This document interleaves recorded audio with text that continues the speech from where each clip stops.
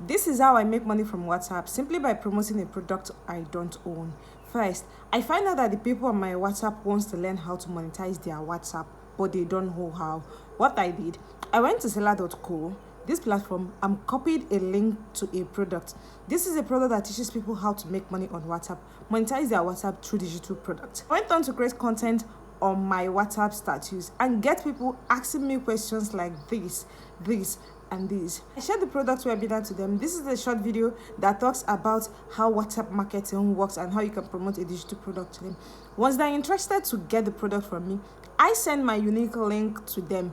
They made the purchase and I make 60% of the money. This is how I was able to make 18,000 naira simply by promoting products on WhatsApp. And you as a beginner can still do that. You can start from WhatsApp before you go on TikTok or Instagram.